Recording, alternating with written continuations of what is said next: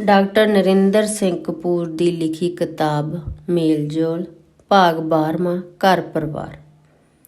ਬਾਦਸ਼ਾਹ ਵੀ ਆਪਣੀ ਪਤਨੀ ਦੀਆਂ ਨਜ਼ਰਾਂ ਵਿੱਚ ਕੇਵਲ ਪਤੀ ਹੀ ਹੁੰਦਾ ਹੈ, ਜਿਸ ਪਤੀ ਵਿੱਚ ਕੋਈ ਨੁਕਸ ਨਹੀਂ ਹੁੰਦਾ। ਸਮਝੋ ਉਹ ਬੜਾ ਖਤਰਨਾਕ ਆਦਮੀ ਹੈ। ਅਜਿਹੇ ਵਿਅਕਤੀ ਨਾਲ ਰਹਿਣਾ ਸੰਭਵ ਨਹੀਂ ਹੁੰਦਾ। ਬਹੁਤੇ ਇਸਤਰੀ ਪੁਰਸ਼ ਪਤੀ ਪਤਨੀ ਦੀ ਚੋਣ ਕਰਦਿਆਂ ਕੇਵਲ ਆਪਣੀਆਂ ਅੱਖਾਂ ਤੋਂ ਕੰਮ ਲੈਂਦੇ ਹਨ, ਜਦੋਂ ਕਿ ਲੋੜ ਇਸ ਗੱਲ ਦੀ ਹੈ ਕਿ ਅੱਖਾਂ ਦੇ ਮੁਕਾਬਲੇ ਕੰਨਾਂ ਤੋਂ ਕੰਮ ਵਧੇਰੇ ਲਿਆ ਜਾਵੇ। ਪਤੀ ਹੋਣਾ ਇੱਕ ਬੜੀ ਜ਼ਿੰਮੇਵਾਰੀ ਵਾਲਾ ਕੰਮ ਹੈ, ਪਰ ਕਿਉਂਕਿ ਹਰ ਇੱਕ ਵਿਅਕਤੀ ਜ਼ਿੰਮੇਵਾਰੀ ਨਹੀਂ ਸੰਭਾਲ ਸਕਦਾ, ਇਸੇ ਲਈ ਘਰੇਲੂ ਅਤੇ ਪਰਿਵਾਰਕ ਰਿਸ਼ਤਿਆਂ ਵਿੱਚ ਬਣਾਵਟ, ਤਣਾਅ ਅਤੇ ਖਿੱਚੋਤਾਣ ਵੱਧ ਰਹੀ ਹੈ। ਹਰ ਕੋਈ ਸੋਹਣੀ ਪਤਨੀ ਪ੍ਰਾਪਤ ਕਰਨੀ ਚਾਹੁੰਦਾ ਹੈ, ਪਰ ਹਰ ਕਿਸੇ ਵਿੱਚ ਸੋਹਣੀ ਪਤਨੀ ਦੇ ਰੱਖ ਰਖਾਓ ਦੀ ਸਮਰੱਥਾ ਨਾ ਹੋਣ ਕਾਰਨ ਉਲਝਣਾਂ ਵੱਧ ਰਹੀਆਂ ਹਨ। ਵੇਖਿਆ ਗਿਆ ਹੈ ਕਿ ਰਿਸ਼ਤਾ ਹੋਣ ਸਮੇਂ ਬਣਨ ਵਾਲੇ ਪਤੀ ਦਾ ਭਵਿੱਖ ਵੇਖਿਆ ਜਾਂਦਾ ਹੈ, ਜਦੋਂ ਕਿ ਬਣਨ ਵਾਲੀ ਪਤਨੀ ਦੀ ਵਰਤਮਾਨ ਸਥਿਤੀ ਵੇਖੀ ਜਾਂਦੀ ਹੈ, ਅਰਥਾਤ ਪਤੀ ਦੀ ਆਮਦਨ ਅਤੇ ਆਮਦਨ ਵਧਣ ਦੀ ਦਰ ਅਤੇ ਪਤਨੀ ਦੀ ਸੁੰਦਰਤਾ, ਚੱਜ, ਸਲੀਕਾ ਅਤੇ ਉਸ ਦੇ ਸਾਥ ਦਾ ਨਿੱਘ ਆਦਿ ਫੈਸਲੇ ਦਾ ਆਧਾਰ ਬਣਦੇ ਹਨ। ਸਿਆਣੇ ਬੰਦੇ ਅਕਸਰ ਵਿਅੰਗ ਨਾਲ ਕਹਿੰਦੇ ਹਨ, ਪਤਨੀ ਚੁਣਨੀ ਅਤੇ ਤਲਵਾਰ ਖਰੀਦਣੀ ਇੱਕੋ ਪ੍ਰਕਾਰ ਦੇ ਕੰਮ ਹਨ। ਜਿਵੇਂ ਜੰਗ ਦੇ ਮੈਦਾਨ ਵਿੱਚ ਕਿਸੇ ਨੂੰ ਵੀ ਦੂਜੀ ਵਾਰੀ ਗਲਤੀ ਕਰਨ ਦਾ ਅਵਸਰ ਨਹੀਂ ਮਿਲਦਾ, ਉਵੇਂ ਹੀ ਪਤੀ ਜਾਂ ਪਤਨੀ ਦੀ ਚੋਣ ਕਰਨ ਦਾ ਵੀ ਅਕਸਰ ਇੱਕ ਹੀ ਅਵਸਰ ਮਿਲਦਾ ਹੈ। ਪੱਛਮ ਵਿੱਚ ਬਹੁਤੇ ਰਿਸ਼ਤਿਆਂ ਦਾ ਫੈਸਲਾ ਐਤਵਾਰ, ਗਿਰਜੇ ਘਰ ਵਿੱਚ ਤਿਉਹਾਰੀ ਵਾਤਾਵਰਨ ਵਿੱਚ ਜਾਂ ਕਿਸੇ ਤਿਉਹਾਰ ਜਿਹੇ ਅਵਸਰ ਸਮੇਂ ਹੁੰਦਾ ਹੈ, ਜਦੋਂ ਦੋਵੇਂ ਧਿਰਾਂ ਉਚੇਚ ਨਾਲ ਸਜ ਧੱਜ ਕੇ ਆਈਆਂ ਹੁੰਦੀਆਂ ਹਨ। ਦੋਵੇਂ ਧਿਰਾਂ ਉੱਚਾ ਉੱਚਾ ਸੋਚਦੀਆਂ ਹਨ ਅਤੇ ਮਿੱਠਾ ਮਿੱਠਾ ਬੋਲਦੀਆਂ ਹਨ। ਦੋਵੇਂ ਧਿਰਾਂ ਇੰਜ ਵਿਚਰਦੀਆਂ ਹਨ ਜਿਵੇਂ ਸੱਤ-ਰੰਗੀ ਪੀਂਘ ਝੂਟਦੀਆਂ ਅਤੇ ਲਾਚੀਆਂ ਦੇ ਬਾਗ ਵਿੱਚ ਸੈਰ ਕਰ ਰਹੀਆਂ ਹੋਣ। ਇਸਤਰੀ ਅਕਸਰ ਆਪਣੇ ਬਣਨ ਵਾਲੇ ਪਤੀ ਵਿੱਚੋਂ ਪਤੀ ਘੱਟ ਅਤੇ ਪ੍ਰੇਮੀ ਵਧੇਰੇ ਵੇਖਦੀ ਹੈ, ਐਵੇਂ ਹੀ ਪੁਰਸ਼ ਆਪਣੀ ਬਣਨ ਵਾਲੀ ਪਤਨੀ ਵਿੱਚੋਂ ਪਤਨੀ ਘੱਟ ਅਤੇ ਪਰੀ, ਮਾਡਲ ਜਾਂ ਫਿਲਮੀ ਨਾਇਕਾ ਵੱਧ ਲੱਭਦਾ ਹੈ। ਪ੍ਰੇਮੀ ਇੱਕ ਭਰਮ ਹੈ, ਜਦ ਕਿ ਪਤੀ ਇੱਕ ਵਾਸਤਵਿਕਤਾ ਹੁੰਦਾ ਹੈ। ਪਿਆਰ ਸਾਨੂੰ ਸੁਆਉਂਦਾ ਹੈ, ਵਿਆਹ ਸਾਨੂੰ ਜਗਾਉਂਦਾ ਹੈ। ਕਿਸੇ ਨੇ ਵਿਅੰਗ ਨਾਲ ਕਿਹਾ ਹੈ ਕਿ ਵਿਆਹ ਦੀ ਦਹਿਲੀਜ਼ ਟੱਪਦਿਆਂ ਹੀ ਪਿਆਰ ਮੁਹੱਬਤ ਵਾਲੀਆਂ ਖੁਸ਼ੀਆਂ ਬਾਹਰੋਂ ਮੁੜ ਜਾਂਦੀਆਂ ਹਨ। ਚੰਗਾ ਜੀਵਨ ਸਾਥੀ, ਚੰਗੀ ਆਮਦਨ ਅਤੇ ਚੰਗੀ ਸਿਹਤ ਜੀਵਨ ਦੇ ਅਮੁੱਲੇ ਵਰਦਾਨ ਹੁੰਦੇ ਹਨ, ਕਿਉਂਕਿ ਇਹਨਾਂ ਵਰਦਾਨਾਂ ਦੀ ਸੰਭਾਵਨਾ ਘਟਦੀ ਜਾ ਰਹੀ ਹੈ। ਇਸੇ ਲਈ ਘਰੇਲੂ ਸੰਬੰਧਾਂ ਦੇ ਖੇਤਰ ਵਿੱਚ ਨਵੀਆਂ ਵੰਗਾਰਾਂ, ਖਿੱਚੋਤਾਣਾਂ, ਸਮੱਸਿਆਵਾਂ, ਮੁਸ਼ਕਲਾਂ ਅਤੇ ਉਲਝਣਾਂ ਉਪਜ ਰਹੀਆਂ ਹਨ। ਰਾਜਨੀਤੀ ਨੇ ਸਾਡੇ ਜੀਵਨ ਨੂੰ ਇਸ ਹੱਦ ਤੱਕ ਪ੍ਰਭਾਵਿਤ ਕੀਤਾ ਹੋਇਆ ਹੈ ਕਿ ਘਰੇਲੂ ਰਿਸ਼ਤਿਆਂ ਉੱਤੇ ਵੀ ਇਸ ਦਾ ਪ੍ਰਭਾਵ ਪ੍ਰਤੱਖ ਹੈ। ਜਿਹੜਾ ਪਿਤਾ ਆਪਣੀ ਸੰਤਾਨ ਦੇ ਸੁੰਦਰਮ ਵਿੱਚ ਰਾਜਨੀਤਿਕ ਪੈਂਤੜਿਆਂ ਨੂੰ ਤਿਆਗ ਕੇ ਕੇਵਲ ਸਾਊ ਅਤੇ ਸੁਹਿਰਦ ਮਨੁੱਖ ਵਜੋਂ ਵਿਚਰਦਾ ਹੈ, ਉਸ ਦਾ ਹਾਲ ਉਹੀ ਹੁੰਦਾ ਹੈ ਜਿਹੜਾ ਔਰੰਗਜ਼ੇਬ ਨੇ ਸ਼ਾਹਜਹਾਨ ਨਾਲ ਕੀਤਾ ਸੀ। ਪਤੀ ਅਤੇ ਪਤਨੀ ਦੋਹਾਂ ਨੂੰ ਘਰ ਚਲਾਉਣ ਲਈ ਬੜੀ ਸਾਵਧਾਨੀ ਨਾਲ ਚੱਲਣਾ ਪੈਂਦਾ ਹੈ। ਘਰ ਚਲਾਉਣਾ ਆਪਣੇ ਆਪ ਵਿੱਚ ਇੱਕ ਕਿੱਤਾ ਬਣ ਗਿਆ ਹੈ ਅਤੇ ਸਾਡੇ ਘਰੇਲੂ ਅਤੇ ਦਫ਼ਤਰੀ ਵਿਹਾਰ ਵਿੱਚ ਬਹੁਤਾ ਅੰਤਰ ਨਹੀਂ ਰਿਹਾ, ਅਤੇ ਘਰ ਵਿੱਚ ਵੀ ਦਫ਼ਤਰੀ ਪ੍ਰਕਾਰ ਦੀਆਂ ਸਮੱਸਿਆਵਾਂ ਉੱਠ ਖੜ੍ਹੀਆਂ ਹੋਈਆਂ ਹਨ। ਅਨੇਕਾਂ ਪਤਨੀਆਂ ਘਰ ਵਿੱਚ ਪਤੀ ਦੀ ਅਫਸਰਸ਼ਾਹੀ ਵਿਰੁੱਧ ਵਿਰੋਧੀ ਪਾਰਟੀ ਵਾਂਗ ਵਿਚਰਨ ਲੱਗ ਪਈਆਂ ਹਨ। ਹੁਣ ਵਿਆਹ ਦੇਰ ਨਾਲ ਹੋਣ ਕਾਰਨ ਦੋਵੇਂ ਧਿਰਾਂ ਦੀਆਂ ਪਸੰਦਗੀਆਂ ਅਤੇ ਨਾਪਸੰਦਗੀਆਂ ਭੀੜੀਆਂ ਹੋ ਚੁੱਕੀਆਂ ਹੁੰਦੀਆਂ ਹਨ। ਭੀੜੀਆਂ ਗੰਢਾਂ ਮਨੁੱਖੀ ਵਿਹਾਰ ਵਿੱਚ ਲਿਚਕ ਨੂੰ ਖਤਮ ਕਰ ਰਹੀਆਂ ਹਨ, ਅਤੇ ਲਿਚਕ ਦੇ ਖਤਮ ਹੋਣ ਕਾਰਨ ਸਮੱਸਿਆਵਾਂ ਉਪਜਣ ਦੀ ਸੂਰਤ ਵਿੱਚ ਕੇਵਲ ਆਪਣਾ ਪੱਖ ਪੇਸ਼ ਕਰਨ ਉੱਤੇ ਜ਼ੋਰ ਵੱਧ ਗਿਆ ਹੈ, ਜਦੋਂ ਕਿ ਦੂਜੇ ਦਾ ਪੱਖ ਸਮਝਣ ਦੀ ਸੰਭਾਵਨਾ ਜੇ ਮੁੱਕ ਨਹੀਂ ਗਈ ਤਾਂ ਸੁੰਗੜ ਜ਼ਰੂਰ ਗਈ ਹੈ। ਇੱਕ ਪੜ੍ਹਿਆ ਲਿਖਿਆ ਵਿਅਕਤੀ ਅਨਪੜ੍ਹ ਪਤਨੀ ਨਾਲ ਗੁਜ਼ਾਰਾ ਕਰ ਸਕਦਾ ਹੈ, ਪਰ ਇੱਕ ਪੜ੍ਹੀ ਲਿਖੀ ਇਸਤਰੀ ਇੱਕ ਅਨਪੜ੍ਹ ਜਾਂ ਘੱਟ ਪੜ੍ਹੇ ਲਿਖੇ ਪਤੀ ਨਾਲ ਗੁਜ਼ਾਰਾ ਨਹੀਂ ਕਰ ਸਕਦੀ। ਆਪਣੀਆਂ ਮਾਵਾਂ ਦੇ ਲਾਡਲੇ ਧੀਆਂ ਅਤੇ ਪੁੱਤਰ ਆਲਸ ਅਤੇ ਬੇਸਮਝੀ ਕਾਰਨ ਸਫਲ ਪਤੀ ਪਤਨੀਆਂ ਨਹੀਂ ਬਣ ਸਕਦੇ। ਵੇਖਿਆ ਗਿਆ ਹੈ ਕਿ ਹਰ ਘਰੇਲੂ ਝਗੜੇ ਵਿੱਚ ਕਿਸੇ ਨਾ ਕਿਸੇ ਬਾਹਰੀ ਸ਼ਕਤੀ ਦਾ ਹੱਥ ਹੁੰਦਾ ਹੈ, ਜਿਸ ਨਾਲ ਤਾਣੀ ਉਲਝਦੀ ਹੈ। ਹਰ ਸਮੱਸਿਆ ਸੁਲਝਾਈ ਜਾ ਸਕਦੀ ਹੈ, ਪਰ ਭੈੜੇ ਪਤੀ ਅਤੇ ਭੈੜੀ ਪਤਨੀ ਦਾ ਕੋਈ ਇਲਾਜ ਨਹੀਂ ਹੁੰਦਾ। ਘਰੇਲੂ ਰਿਸ਼ਤਿਆਂ ਵਿੱਚ ਆ ਰਹੇ ਵਿਗਾੜ ਨਾਲ ਸਮੁੱਚੇ ਸਮਾਜ ਵਿੱਚ ਹਿੰਸਾ ਵੱਧ ਰਹੀ ਹੈ। ਜਿਸ ਅਨੁਪਾਤ ਵਿੱਚ ਦਾਜ ਵੱਧ ਰਹੇ ਹਨ, ਉਸੇ ਅਨੁਪਾਤ ਵਿੱਚ ਘਰ ਟੁੱਟ ਰਹੇ ਹਨ। ਜਿਹੜੀਆਂ ਇਸਤਰੀਆਂ ਪੁਰਸ਼ਾਂ ਦਾ ਪੈਸਾ ਵੇਖ ਕੇ ਉਸ ਨਾਲ ਵਿਆਹ ਕਰਦੀਆਂ ਹਨ, ਉਹ ਵਿਧਵਾਵਾਂ ਨਾਲੋਂ ਵੀ ਭੈੜਾ ਜੀਵਨ ਜਿਉਂਦੀਆਂ ਹਨ। ਜਿਹੜੇ ਪੁਰਸ਼ ਕੇਵਲ ਸੁੰਦਰਤਾ ਨੂੰ ਸਾਹਮਣੇ ਰੱਖ ਕੇ ਵਿਆਹ ਕਰਦੇ ਹਨ, ਉਹਨਾਂ ਨੂੰ ਪਤਨੀ ਨਹੀਂ ਮਿਲਦੀ, ਥਾਣੇਦਾਰਨੀ ਮਿਲਦੀ ਹੈ। ਬਾਂਝ ਅਤੇ ਅਸੰਤੁਸ਼ਟ ਪਤਨੀਆਂ ਪਤੀ ਦੇ ਦੋਸਤਾਂ ਵਿੱਚ ਵਧੇਰੇ ਦਿਲਚਸਪੀ ਲੈਂਦੀਆਂ ਹਨ ਅਤੇ ਕਲਫ ਲਾਉਣ ਵਾਲੇ ਪਤੀ ਘੱਟ ਅਤੇ ਸ਼ਿਕਾਰੀ ਵਧੇਰੇ ਹੁੰਦੇ ਹਨ। ਚਲਾਕ ਪਤਨੀਆਂ ਆਪਣੇ ਪਤੀ ਨੂੰ ਓਲੇ ਵਾਂਗ ਵਰਤਦੀਆਂ ਹਨ ਅਤੇ ਚਲਾਕ ਪਤੀ ਦੇਰ ਨਾਲ ਆਉਣ ਉੱਤੇ ਅਕਸਰ ਕਹਿੰਦੇ ਹਨ, ਕੁਝ ਦੋਸਤ ਮਿਲ ਗਏ ਸਨ, ਬੜੀ ਮੁਸ਼ਕਲ ਨਾਲ ਖਹਿੜਾ ਛੁਡਾ ਕੇ ਆਇਆ ਹਾਂ। 50 ਸਾਲ ਦਾ ਵਿਦੇਸ਼ੀ ਪਤੀ ਮਿਲਣ ਉੱਤੇ ਜਵਾਨ ਪਤਨੀ ਸੋਚਦੀ ਹੈ, ਚੰਗਾ ਹੁੰਦਾ ਜੇ 25-25 ਸਾਲ ਦੇ ਦੋ ਪਤੀ ਮਿਲੇ ਹੁੰਦੇ। ਸ਼ਾਂਤ ਸੁਭਾਅ ਵਾਲੇ ਪਤੀਆਂ ਨੂੰ ਅਕਸਰ ਹਨੇਰੀ ਅਤੇ ਤੂਫਾਨ ਦੇ ਸੁਭਾਅ ਵਾਲੀਆਂ ਪਤਨੀਆਂ ਮਿਲਦੀਆਂ ਹਨ। ਹੁਣ ਬਾਜ਼ਾਰ ਵਿੱਚ ਸੈਂਕੜੇ ਅਜਿਹੀਆਂ ਚੀਜ਼ਾਂ ਆ ਗਈਆਂ ਹਨ ਜਿਨ੍ਹਾਂ ਨੂੰ ਕੇਵਲ ਨਜਾਇਜ਼ ਸੰਬੰਧਾਂ ਨਾਲ ਹੀ ਖਰੀਦਿਆ ਜਾ ਸਕਦਾ ਹੈ। ਹੁਣ ਸੁਨੇਹਾ ਲੈਣਾ ਦੇਣਾ, ਕਿਸੇ ਨੂੰ ਬੁਲਾਉਣਾ ਜਾਂ ਆਪ ਜਾਣਾ ਸੁਖਾਲਾ ਹੋਣ ਕਾਰਨ ਨਾਜਾਇਜ਼ ਸੰਬੰਧ ਉਸਾਰਨੇ ਸੌਖੇ ਹੋ ਗਏ ਹਨ। ਸਾਡੇ ਦੇਸ਼ ਵਿੱਚ ਤਾਂ ਪਤਨੀ ਨੂੰ ਆਪਣੇ ਭੈੜੇ ਪਤੀ ਵਿਰੁੱਧ ਰੱਬ ਅੱਗੇ ਅਰਦਾਸ ਕਰਨ ਦੀ ਵੀ ਆਗਿਆ ਨਹੀਂ ਹੈ। ਜਿਹੜੇ ਪਤੀ ਅਚਾਨਕ ਆਪਣੀਆਂ ਪਤਨੀਆਂ ਉੱਤੇ ਮਿਹਰਬਾਨ ਹੋ ਜਾਂਦੇ ਹਨ, ਉਹ ਅਸਲ ਵਿੱਚ ਬਾਹਰ ਕੋਈ ਹੋਰ ਰਿਸ਼ਤਾ ਉਸਾਰ ਰਹੇ ਹੁੰਦੇ ਹਨ। ਜਿਹੜੇ ਪਤੀ ਆਪਣੀਆਂ ਪਤਨੀਆਂ ਨੂੰ ਕੁਝ ਕਰਕੇ ਅਚਾਨਕ ਹੈਰਾਨ ਕਰਨਾ ਚਾਹੁੰਦੇ ਹਨ, ਉਹਨਾਂ ਨੂੰ ਜਲਦੀ ਹੀ ਕੁਝ ਅਜਿਹਾ ਵੇਖਣ ਨੂੰ ਮਿਲ ਜਾਂਦਾ ਹੈ ਕਿ ਉਹ ਆਪ ਹੈਰਾਨ ਅਤੇ ਪਰੇਸ਼ਾਨ ਹੋ ਜਾਂਦੇ ਹਨ। ਪਤੀ ਪਤਨੀ ਸੰਬੰਧੀ ਉਪਰੋਕਤ ਪ੍ਰਚਲਿਤ ਧਾਰਨਾਵਾਂ ਘਰ ਪਰਿਵਾਰ ਵਿੱਚ ਪਤੀ ਪਤਨੀ ਦੀ ਆਪਸੀ ਸਥਿਤੀ ਨੂੰ ਸਮਝਣ ਵਿੱਚ ਸਹਾਈ ਹੋ ਸਕਦੀਆਂ ਹਨ। ਆਮ ਕਰਕੇ ਪਤਨੀ ਦੀ ਇਹ ਇੱਛਾ ਹੁੰਦੀ ਹੈ ਕਿ ਉਸ ਦਾ ਪਤੀ ਸਵੈ ਵਿਸ਼ਵਾਸ ਵਾਲਾ ਅਤੇ ਝਟਪਟ ਫੈਸਲੇ ਕਰਨ ਦੀ ਯੋਗਤਾ ਵਾਲਾ ਵਿਅਕਤੀ ਹੋਵੇ।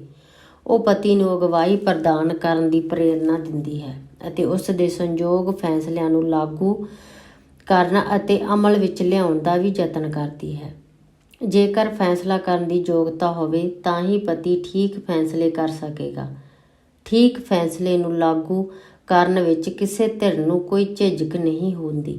ਠੀਕ ਫੈਸਲਾ ਕਰਨਾ ਬੜਾ ਔਖਾ ਕੰਮ ਹੁੰਦਾ ਹੈ ਅਤੇ ਮਹਿੰਗਾਈ ਦੇ ਜ਼ਮਾਨੇ ਵਿੱਚ ਇਹ ਮਹਿੰਗਾ ਕੰਮ ਵੀ ਹੈ, ਕਿਉਂਕਿ ਹਰ ਇੱਕ ਫੈਸਲੇ ਨੂੰ ਲਾਗੂ ਕਰਨ ਉੱਤੇ ਢੇਰ ਖਰਚ ਆਉਂਦਾ ਹੈ। ਇਵੇਂ ਪਰਿਵਾਰਕ ਸੰਬੰਧ ਪਤੀ ਵੱਲੋਂ ਫੈਸਲੇ ਕਰਨ ਦੀ ਯੋਗਤਾ ਉੱਤੇ ਨਿਰਭਰ ਕਰਦੇ ਹਨ। ਅਜੋਕੇ ਜੀਵਨ ਦੇ ਕਿਸੇ ਵੀ ਖੇਤਰ ਵਿੱਚ ਸੰਪੂਰਨਤਾ ਦੀ ਸੰਭਾਵਨਾ ਨਹੀਂ ਹੈ, ਪਰ ਜਿਹੜੇ ਪਤੀ ਸੰਪੂਰਨ ਫੈਸਲਾ ਕਰਨ ਦੀ ਅਭਿਲਾਸ਼ੀ ਹੁੰਦੇ ਹਨ, ਉਹ ਅਕਸਰ ਗਲਤ ਫੈਸਲਾ ਕਰਦੇ ਹਨ ਅਤੇ ਅਕਸਰ ਕਈ ਵਾਰੀ ਆਪਣੇ ਫੈਸਲੇ ਨੂੰ ਬਦਲਦੇ ਹਨ ਜਾਂ ਫੈਸਲਾ ਕਰਨ ਦੀ ਘੜੀ ਲੰਘਾ ਕੇ ਫੈਸਲਾ ਕਰਦੇ ਹਨ। ਇਸਤਰੀਆਂ ਪਤਨੀਆਂ ਦੇ ਰੂਪ ਵਿੱਚ ਫੈਸਲਾ ਕਰਨ ਦੇ ਜੋਖਮ ਤੋਂ ਅਕਸਰ ਬਚਣਾ ਚਾਹੁੰਦੀਆਂ ਹਨ, ਪਰ ਜਦੋਂ ਪਤੀ ਫੈਸਲਾ ਕਰਨ ਦੀ ਯੋਗਤਾ ਦਾ ਪ੍ਰਮਾਣ ਹੀ ਨਹੀਂ ਦੇਵੇ ਤਾਂ ਘਰ ਦੀ ਵਾਗਡੋਰ ਉਸ ਨੂੰ ਸੰਭਾਲਣੀ ਹੀ ਪੈਂਦੀ ਹੈ। ਮਾਵਾਂ ਦੇ ਲਾਡਲੇ ਪੁੱਤਰ ਕੋਈ ਵੀ ਫੈਸਲਾ ਕਰਨ ਸਮੇਂ ਲੜਖੜਾਉਂਦੇ ਹਨ ਅਤੇ ਜਦੋਂ ਅਜਿਹੇ ਪਤੀਆਂ ਦੀਆਂ ਪਤਨੀਆਂ ਅਗਵਾਈ ਪ੍ਰਦਾਨ ਕਰਨ ਦਾ ਯਤਨ ਕਰਦੀਆਂ ਹਨ ਤਾਂ ਉਹਨਾਂ ਦੇ ਵਿਰੁੱਧ ਸੱਸਾਂ ਮੋਰਚਾ ਲਾ ਦਿੰਦੀਆਂ ਹਨ। ਅਜਿਹੀ ਸਥਿਤੀ ਵਿੱਚ ਬਾਹਰਲੀ ਦਖਲ ਅੰਦਾਜ਼ੀ ਵੱਧ ਜਾਂਦੀ ਹੈ ਅਤੇ ਸਥਿਤੀ ਨਿਰੰਤਰ ਵਿਗੜਦੀ ਜਾਂਦੀ ਹੈ। ਅਜਿਹੇ ਪਤੀ ਆਪਣਾ ਨਿਰਧਾਰਤ ਰੋਲ ਅਦਾ ਕਰਨ ਦੀ ਅਯੋਗਤਾ ਕਾਰਨ ਸ਼ਰਾਬ ਆਦਿ ਦਾ ਆਸਰਾ ਲੈਂਦੇ ਹਨ। ਬਹਾਨਾ ਉਹ ਭਾਵੇਂ ਕੋਈ ਲਾਉਣ, ਅਸਲ ਵਿੱਚ ਉਹ ਘਰੇਲੂ ਅਤੇ ਪਰਿਵਾਰਕ ਜ਼ਿੰਮੇਵਾਰੀ ਨਿਭਾਉਣ ਵਿੱਚ ਅਸਫਲ ਹੋਏ ਹੁੰਦੇ ਹਨ। ਨੌਕਰੀ ਕਰਨ ਵਾਲੀ ਪਤਨੀ ਨੂੰ ਘਰ ਵਿੱਚ ਰਹਿਣ ਵਾਲੀ ਪਤਨੀ ਦੇ ਮੁਕਾਬਲੇ ਵਧੇਰੇ ਕੰਮ ਕਰਨਾ ਪੈਂਦਾ ਹੈ। ਨੌਕਰੀ ਕਰਨ ਵਾਲੀ ਪਤਨੀ ਵਿੱਚ ਜ਼ਿੰਮੇਵਾਰੀ ਦੀ ਭਾਵਨਾ ਵੀ ਵਧੇਰੇ ਹੁੰਦੀ ਹੈ, ਪਰ ਅਜਿਹੀ ਪਤਨੀ ਵਿੱਚ ਆਪਣੇ ਪਤੀ ਦੇ ਅਯੋਗ ਵਿਵਹਾਰ ਨੂੰ ਬਰਦਾਸ਼ਤ ਕਰਨ ਦੀ ਸਮਰੱਥਾ ਘੱਟ ਹੁੰਦੀ ਹੈ। ਅਜਿਹੀ ਪਤਨੀ ਚਾਹੁੰਦੀ ਹੈ ਕਿ ਉਸ ਦਾ ਪਤੀ ਕੇਵਲ ਫਰਮਾਨ ਜਾਰੀ ਕਰਨ ਦੀ ਥਾਂ ਘਰੇਲੂ ਕੰਮਾਂ ਪ੍ਰਤੀ ਯੋਗ ਧਿਆਨ ਵੀ ਦੇਵੇ। ਅਜਿਹੀ ਪਤਨੀ ਵਿੱਚ ਚੰਗੇਰਾ ਜੀਵਨ ਜਿਉਣ ਦੀ ਇੱਛਾ ਵਧੇਰੇ ਹੁੰਦੀ ਹੈ ਅਤੇ ਉਸ ਵਿੱਚ ਬੱਚਤ ਦੀ ਭਾਵਨਾ ਅਤੇ ਬੱਚਤ ਨਾਲ ਘਰ ਦੀਆਂ ਵਸਤਾਂ ਚੀਜ਼ਾਂ ਖਰੀਦਣ ਦੀ ਇੱਛਾ ਵੀ ਵਧੇਰੇ ਬਲਵਾਨ ਹੁੰਦੀ ਹੈ।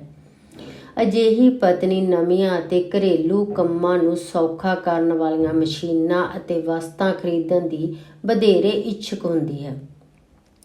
ਅਜਿਹੀ ਪਤਨੀ ਉਹਨਾਂ ਚੀਜ਼ਾਂ ਉੱਤੇ ਖੁਸ਼ੀ-ਖੁਸ਼ੀ ਪੈਸਾ ਖਰਚਦੀ ਹੈ ਜਿਹੜੀਆਂ ਸਭ ਦੇ ਸੁੱਖ ਵਿੱਚ ਵਾਧਾ ਕਰਨ ਅਤੇ ਘਰ ਨੂੰ ਹੋਰ ਸੋਹਣਾ ਬਣਾਉਣ।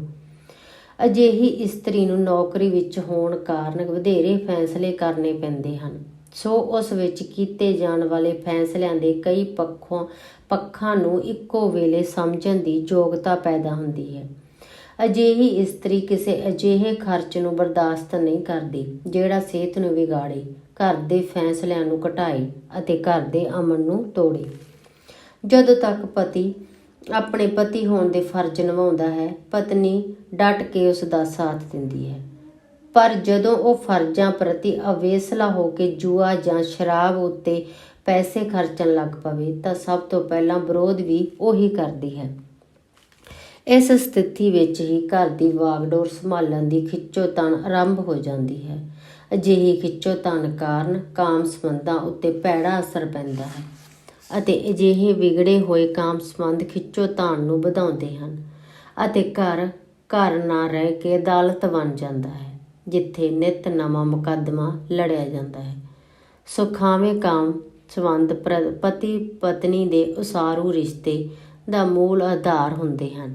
ਜਦੋਂ ਇਹ ਸੰਬੰਧ ਸੁਖਾਵੇਂ ਨਾ ਰਹਿਣ ਤਾਂ ਨਿੱਤ ਨਵੀਆਂ ਸਮੱਸਿਆਵਾਂ ਉਪਜਦੀਆਂ ਹਨ ਅਤੇ ਦੋਵੇਂ ਧਿਰਾਂ ਆਪਣੇ ਨਿਰਧਾਰਤ ਰੋਲ ਅਦਾ ਕਰਨ ਤੋਂ ਇਨਕਾਰੀ ਹੋ ਜਾਂਦੀਆਂ ਹਨ। ਅਜਿਹੀ ਵਿਗੜੀ ਹਾਲਤ ਵਿੱਚ ਪਤੀ ਬਦਲਾ ਲੈਣ ਦੀਆਂ ਵਿਉਂਤਾਂ ਬਣਾਉਂਦਾ ਹੈ ਅਤੇ ਪਤਨੀ ਆਪਣੇ ਆਪ ਨੂੰ ਮੁਜ਼ਲਮ ਸਮਝਦੀ ਹੈ। ਉਹ ਸਥਿਤੀ ਬੜੀ ਦੁਖਦਾਈ ਹੁੰਦੀ ਹੈ ਜਦੋਂ ਦੋਵੇਂ ਧਿਰਾਂ ਆਪਣੇ ਬੱਚਿਆਂ ਨੂੰ ਆਪਣੇ ਨਾਲ ਰਲਾਉਣ ਅਤੇ ਉਹਨਾਂ ਨੂੰ ਗਵਾਹ ਬਣਾਉਣ ਦਾ ਯਤਨ ਕਰਦੀਆਂ ਹਨ। ਇਵੇਂ ਸਥਾਪਿਤ ਘਰ ਹੀ ਨਹੀਂ ਟੁੱਟ ਰਿਹਾ ਹੁੰਦਾ, ਸਗੋਂ ਬੱਚਿਆਂ ਦੇ ਵਿਆਹ ਉਪਰੰਤ ਉਸਰਨ ਵਾਲੇ ਘਰਾਂ ਦੀਆਂ ਬੁਨਿਆਦਾਂ ਵਿੱਚ ਵੀ ਤਰੇੜਾਂ ਉੱਭਰਨ ਲੱਗ ਪੈਂਦੀਆਂ ਹਨ। ਲੜਦੇ ਹੋਏ ਪਤੀ ਪਤਨੀ ਨੂੰ ਵੇਖ ਕੇ ਸੋਚਣਾ ਪੈਂਦਾ ਹੈ ਕਿ ਕਦੇ ਇਹਨਾਂ ਨੇ ਇੱਕ ਦੂਜੇ ਨੂੰ ਪਿਆਰ ਵੀ ਕੀਤਾ ਹੋਵੇਗਾ। ਸੰਸਾਰ ਵਿੱਚ ਸਭ ਤੋਂ ਵੱਧ ਕਰੂਪ ਦ੍ਰਿਸ਼ ਪਤੀ ਪਤਨੀ ਦਾ ਝਗੜਾ ਹੁੰਦਾ ਹੈ ਅਤੇ ਸਭ ਤੋਂ ਭੈੜੀ ਸਥਿਤੀ ਉਹ ਹੁੰਦੀ ਹੈ ਜਦੋਂ ਉਹ ਇੱਕ ਦੂਜੇ ਉੱਤੇ ਪਤੀ ਦੇ ਨਾਪੁੱਛਕ ਅਤੇ ਪਤਨੀ ਦੇ ਚਰਿੱਤਰਹੀਣ ਹੋਣ ਦਾ ਦੋਸ਼ ਲਾ ਰਹੇ ਹੋਣ। ਅਜੋਕੇ ਪਤੀ ਦਾ ਫਰਜ਼ ਹੈ ਕਿ ਉਹ ਆਪਣੀ ਪਤਨੀ ਪ੍ਰਤੀ ਆਪਣੇ ਦ੍ਰਿਸ਼ਟੀਕੋਣ ਨੂੰ ਬਦਲੇ।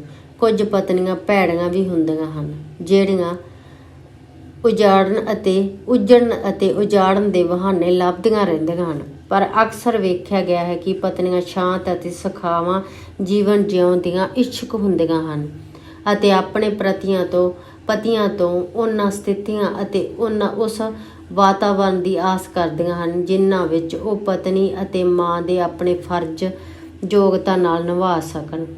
ਪਤਨੀ ਵਿੱਚ ਹਾਕਮ ਬਣਨ ਦੀ ਇੱਛਾ ਨਹੀਂ ਹੁੰਦੀ, ਪਰ ਹਾਕਮ ਬਣੇ ਪਤੀ ਉਹਨਾਂ ਨੂੰ ਵਿਦਰੋਹ ਲਈ ਮਜਬੂਰ ਕਰ ਦਿੰਦੇ ਹਨ। ਇੱਕ ਪਤਨੀ ਨੂੰ ਜਦੋਂ ਕਿਸੇ ਨੇ ਪੁੱਛਿਆ ਕਿ ਤੁਹਾਡੇ ਘਰ ਵਿੱਚ ਕਿਸ ਦੀ ਚੱਲਦੀ ਹੈ ਤਾਂ ਉਸਨੇ ਕਿਹਾ ਕਿ ਉਸ ਨੂੰ ਤਾਂ ਇਸ ਗੱਲ ਦਾ ਕਦੇ ਖਿਆਲ ਹੀ ਨਹੀਂ ਆਇਆ। ਸ਼ਕਤੀਸ਼ਾਲੀ ਬਾਦਸ਼ਾਹ ਹੁਕਮ ਵੀ ਬੇਨਤੀ ਦੀ ਭਾਸ਼ਾ ਵਿੱਚ ਕਰਦੇ ਹਨ ਅਤੇ ਸੋਹਣੀਆਂ ਮਹਾਰਾਣੀਆਂ ਪਤੀ ਨੂੰ ਸਿਆਣਾ ਅਤੇ ਸ਼ਕਤੀਸ਼ਾਲੀ ਪਤੀ ਬਣਨ ਦੀ ਆਜ਼ਾਦੀ ਦੇ ਕੇ ਉਹਨਾਂ ਉੱਤੇ ਰਾਜ ਕਰਦੀਆਂ ਹਨ।